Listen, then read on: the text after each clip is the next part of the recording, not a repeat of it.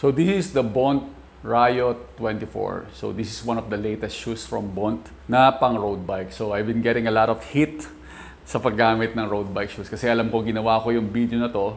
Isa to sa mga video na may pinakamaraming views which is bakit gumagamit ako ng mountain bike cleats sa aking road bike. And now, I'm using this Bont, nakikita nyo siguro sa mga picture. It has a Look Keo attachment and may mga nagre-react na nagsasabi na akala ko ang gusto mo is mountain bike cleats sa iyong road bike. Huwag kayong mag-alala dahil meron pa rin naman tayong pang mountain bike. Yun nga lang, this is of the Bont Riot G.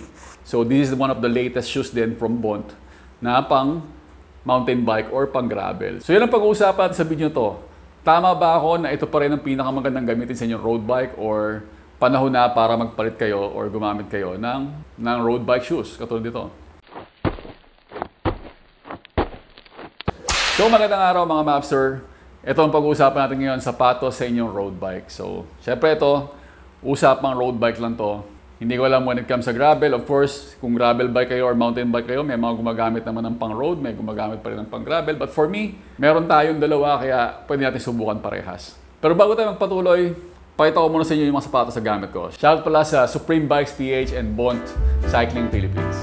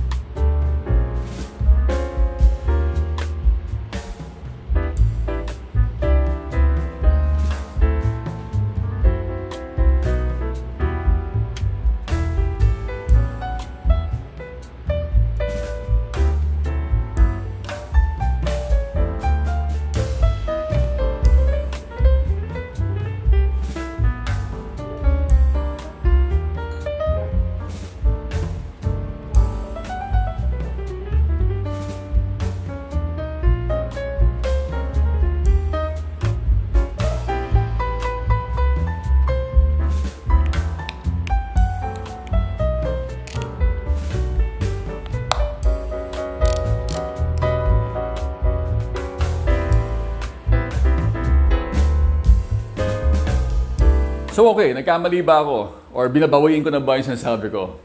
Recently, ang dami nagko-comment kasi sa akin na bakit ka gumagamit ng disc brake kung gusto mo pala rim brake, bakit ka gumagamit ng pang road bike instead na pang mountain bike or gravel bike. So first, bakit ako gumagamit? Siyempre naniniwala pa rin ako, unang-una, yung sa rim brake, gusto ko pa rin na magkaroon ng rim brake, especially yung mga high-end na rim brakes. No? Although, ang available para sa size ko is pang disc brake or ito yung mga gamit ko ngayon. So dalawang bike ko ngayon is naka disc brake. And alam niyo naman kung ano story niya. Kung pina-follow niyo ako, alam niyo kung paano ako nagkaroon ng mga ganyang bike. The same thing that happened with me when it comes sa sapatos or dito sa cleat shoes. So mabilis ang kwento lang. When Bont Philippines asked me kung anong kailangan ko sapatos, of course, I requested the Bont Riot G. So sino ba naman may ayaw nito? Parehas din sila ng ilalim, full carbon, sobrang stiff, sobrang tigas ng ilalim nito. And perfect na perfect siyang panlakad kasi nakalubog yung cleats niya, hindi pa rin masisira, bakal yung cleats. Katulad na sinabi ko noon, kahit maglakad kayo, hindi siya masisira basta-basta. And of course, yan, nakaangat nga siya. Kahit anong surface, pwede yung lakaran. And design to pang gravel. Ang maganda sa mga gravel ngayon, kung merong isang trend na nagustuhan ko pagdating sa gravel riding is yung pagkakaroon ng mga gravel shoes. Dahil yung mga gravel shoes, kung tatanggalin mo lang to, road shoes na rin siya halos. Kaparehas na itsura, slick na yung ibabaw, hindi na consider na rin yung aerodynamic. And ang maganda pa rito sa Bont na to, sa gravel or sa Riot G, is washable yung ibabaw. Like hindi siya madaling madumihan or pwede mo siyang hugasan. Dahil of course, if you're going to ride on trails, may mga chance na lulubog kayo sa tubig, mababasa siya, mapuputikan, madali siyang linisin. So yun isa sa mga benefit nito. Now, bakit ako gumagamit bakit nga ba ako gumagamit ng pang road? So recently, nagte-test tayo ng pedal sa ating bisikleta Meron tayong tinetest na pedal na hopefully makikita nyo rin eventually.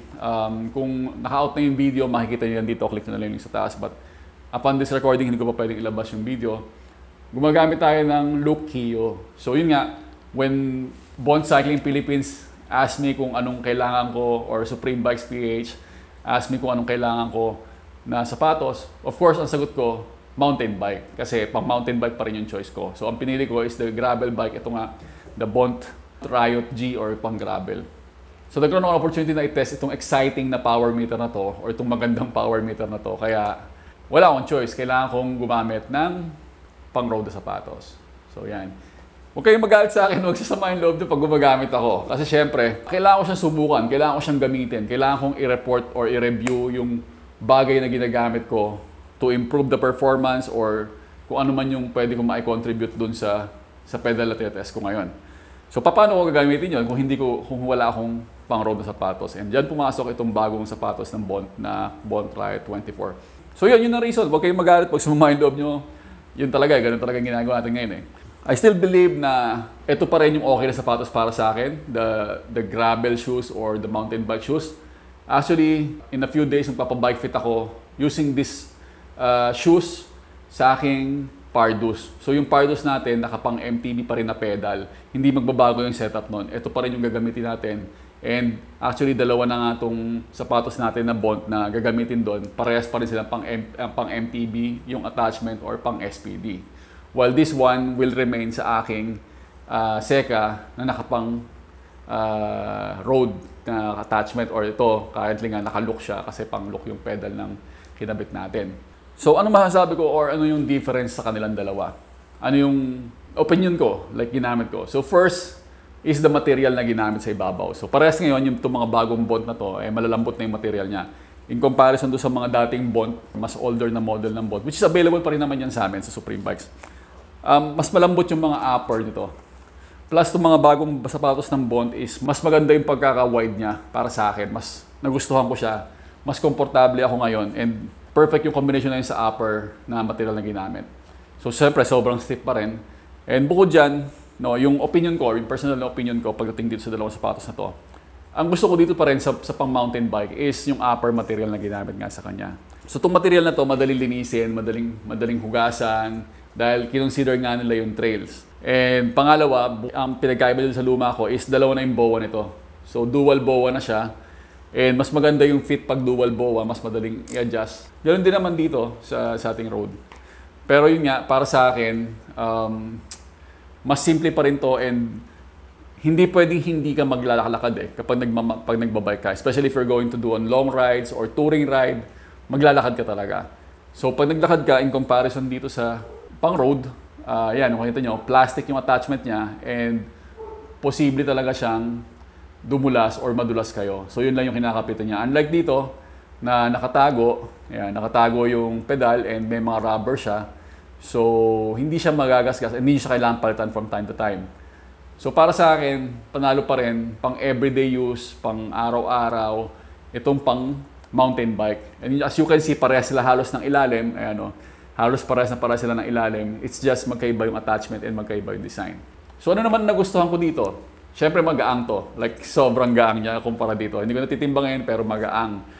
If you want the best performance para sa road bike or yung pinakamabilis na performance, siyempre yung magaang. Dahil dual bowa na nga rin siya, maganda yung sikipan niya. So okay din yun.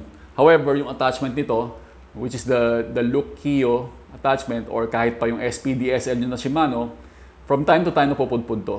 So kailangan siyang palitan from time to time. Hindi pwedeng nasabihin niyo na hindi naman ako maglalakad dahil maglalakad kayo whether pag bibili kayo ng pagkain, bababa sa inyong bike, maglalakad kayo and mabilis siyang mapudpod in comparison dito sa halos hindi na siya napupudpod na pangmatagalan na, di ba? Ito talaga yung mga gusto kong sapatos ngayon, yung from Bond, maganda yung mga latest design nila and check nyo na lang yan sa amin sa Supreme Bikes kung napadaan kayo. We have a branch sa Cubao, sa 20th Avenue and also sa Supreme Bikes Bardana which is located sa Molino 4, Daang Hari, Bacoor, Cavite. So yun, wag sana sasama yung loob nyo kung gumagamit ako ng pang-road ngayon dahil yun nga yung reason. Even sa road bike, kung gumamit mo na ako naka-disc brake, ito ay dahil ito yung meron ako. Not because pinili ko, but ito yung meron ako, gagamitin ko kung ano yung meron ako. And the same goes sa sapatos, kung yun ang meron ako, bakit hindi ko gagamitin? And salamat sa mga nakakaintindi at nakakaunawa, sa mga hindi masiyahan, pasensya na sa inyo, pero gagawin ko kung ano yung kailangan kong gawin. Kayo ba, ano bang gamit nyo ng sapatos sa inyong road bike? Let me know sa comment section kung nakapang mountain bike pa rin kayo at kung anong model yung gamit nyo. Yun, lagay nyo sa comment section. Kung hindi nyo pa nabibisita yung aking website, click nyo na lang yung link din dito. And thank you for watching. Don't forget to like and subscribe. Go vegan.